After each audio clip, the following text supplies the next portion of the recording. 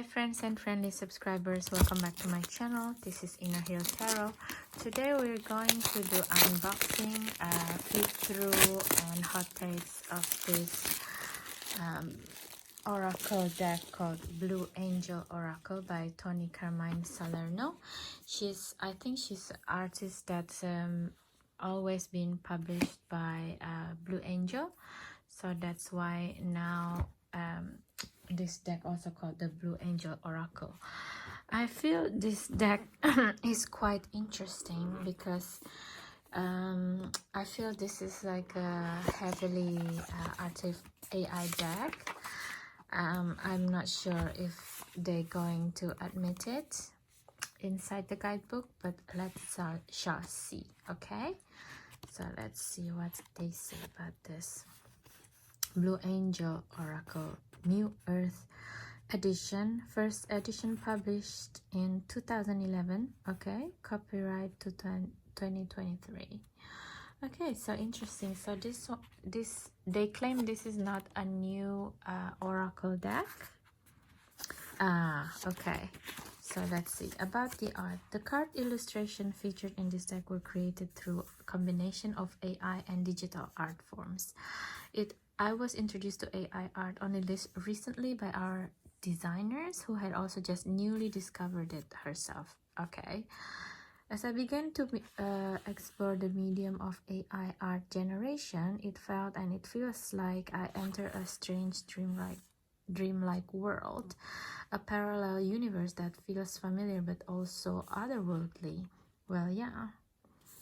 When painting in the traditional way, the actual brushes and paint, I usually work intuitively. I don't pre-plan or pre-envisage a painting or think about what colors I'll use. Creative intelligence is actually doing all the work here. All I do is hold the brush. Okay. The world of AI is essentially the same. Simply a reflection of human intelligence. Okay, so I imagine that some of you may be concerned. I understand your concern. We are at new point in history. We don't know where the path will take us. At certain stages along the way, we may need to build the path ourselves. Perhaps many paths. You will create your own, and it will be made of light. Okay, so at least she's saying the truth, Toni, and I like it. At least this is very clear that it's about AI art, unlike some of the recommendable art AI deck that I felt it was really heavily AI, and when I put a label unrecommendable on my video, they said that, how do you know it's AI, blah blah blah, do you have an art degree, blah blah blah. Dude, I work in the art industry for more than 2 decades. Okay, I know what I'm talking about. And clearly this person who comments a very long comments and saying you need to show your credential, blah blah blah, clearly that person don't know my channel and my videos that sometimes I do really in-depth review that I do research in, and it's quite different from what I do. Like this video, it's quite a light touch review based on what coming into my mind in my channeling at the moment, and something that I see in other decks sometimes, so I bring it in. Yeah, but I actually know what I'm talking about, I think. And because this deck is saying it up front that this is an AI art, I have a respect for this deck more than other decks that using AI and hope for the best. People wouldn't notice, and then their fan is like going gung-ho against people who did cut it up and call it out. Because at that deck also have a certain part like this, exactly like this. So yeah, that was funny. So anyway, even though I respect this deck, but I cannot help but to have it pairing with my other AI deck that I had from a year ago, I think. I'm gonna put it in here so it's clear. And that deck is this one, the Tarot of Everlasting Day, okay, by Marcus Cards, and it's actually an indie deck tarot. Yeah, the reason I want to do the energy pairing is because also to show how something, if we go down this path, because Tony, Carmine, Salerno make a claim, let us have all of us have our own path, which is legitimate enough reason to want to go to this avenue of AI. But at the same time, I want everyone who watched this video to think about what would happen if all of our artists start using AI in their artwork. You know, I mean, some artists are quite skillful and not going towards the predicaments of AI art. Like, for example, I just did the unboxing this one, Arbiter Term Tarot, which is also AI heavy, but I'm not sure actually this one how much AI in it actually. If you want to check it out, we will check it out later, okay? But these two, it's so similar, it's a bit scary on how a totally different artist. One is that always been working with Blue Angel Publishing, and one in his own right, Marcus Katz, his writing on tarot has a different level. He thought about tarot as well. He's been in this world for a very long time. But then let's do an examination. What happened when artists, both in indie realm and mass market, does AI? Okay, so I'm not going to comment a lot. I just want you as my viewers, my friends and friendly subscribers, to be your own, to see your own judgment. What do you think would happen if all artists doing their AI deck? Okay, so let's start the flip through.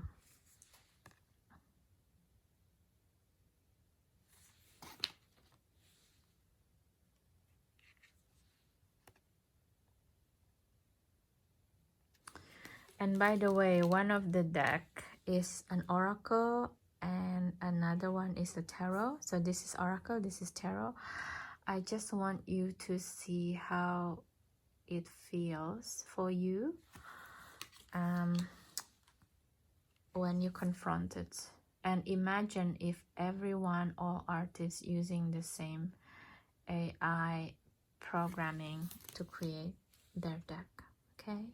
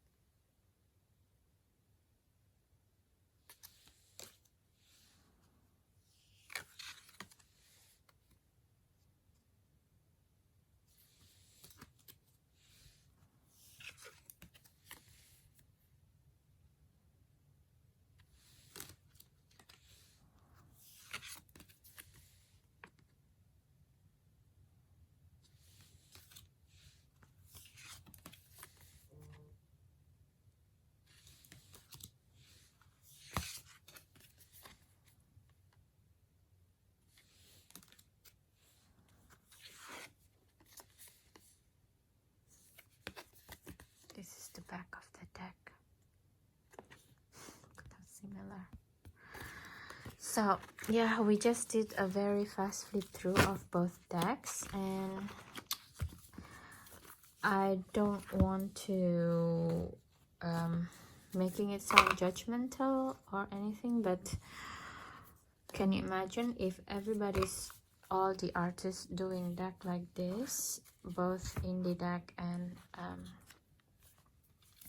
mass market, doing AI deck in a similar way? I mean, you can see there's a little bit of difference from both deck, but also it's very, very similar in a terms of artwork that is generated. Yeah, so that is my concern, why I call people out when they use AI and they don't talk about it, you know. So let's see the difference between the Tarot of the Everlasting Day and Habitrom, for example. I think there is many ways to use the AI, but it doesn't have to be the same like this, you know. It can be something enhancing your own artwork, but at the same time it doesn't have to generate it in the same way. So this is the Star card, right? So let's see from the Star card. Look at this. These both are AI deck, and let's say with the Archangel Michael, you see, if you use like extra someone who use extra sensitivity and creativity, it's create a total different feeling than these two decks that feels exactly the same. Yeah, look at this. It's just very different feeling, right? And this one doesn't feel like AI-ish at all, and it's give me a feeling of someone actually behind this working. And to be fair, Marcus Katz is also saying that he does the Photoshop on some of the pictures in the deck, which I believe so, because he's also give us a whole lot more. He gave us the reason he used certain things in the AI deck, and which part he's deleting or not deleting in the Photoshop later on. And also he gave us 4 times classes for 2 hours each, I think, at that time when we get the deck, so we know how to use it properly. And in that sense, there are more work, you know. Using AI deck doesn't mean that you're now freer or something. Is actually more work, right? Look at these 2 different hero fonts with the AI. So that's what I meant. AI, it has been a big topic this year because I'm also in a campaign helping one of my friends who make sure that when her deck got copied by another artist using AI, I made sure that everyone aware of it, and the campaign got cancelled. So AI is a bit tricky and a complicated subject matter. It's starting, but it doesn't mean that we don't have any say, right? We always have a say, and as people who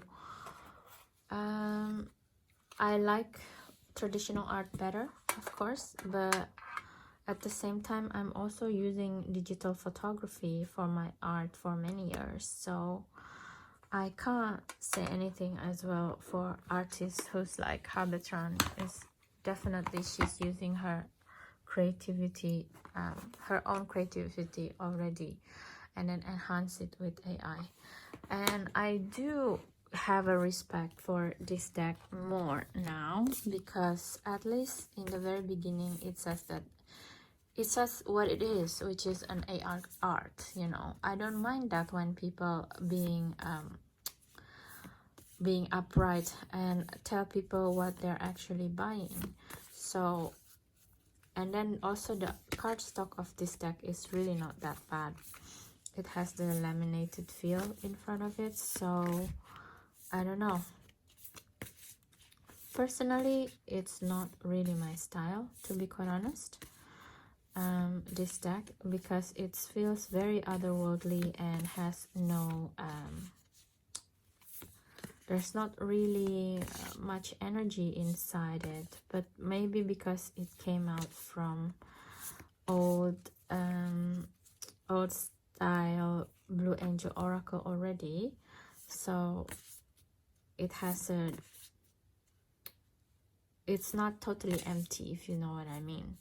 It's not saying that AI art is empty, but it's just the phenomenon that the AI art generated. Somehow it's, sometimes it can be quite hollow, and you know that this is not real. I think the knowing that it's not a realness, it's kind of the one that make me feel like this is not me, kind of feeling like this.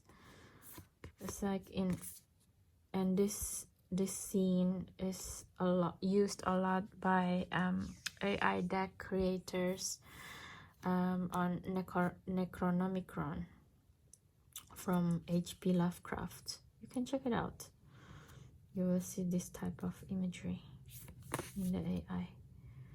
So I don't know, in one way I'm not opposed to this one deck, because at least it's being honest. But at another side of it, it's also using other people's artwork and combine it into one. So how would I feel about that, right? So let me know in the comments, what do you feel about deck like this? Do you use it? You don't care? As long as it's give you the sense of purposeness, and as long as it's, you know, helping your practice, or you're for sure adamantly say no, please let me know. I really love the discussions on especially AI deck like this. It's been a hot year for it. A lot of AI art now in not in Etsy, in Kickstarter is being banned. So I would like to know, how do you feel about it? Okay, let me know in the comments, and thank you so much for watching this video. See you in the next one. Bye bye.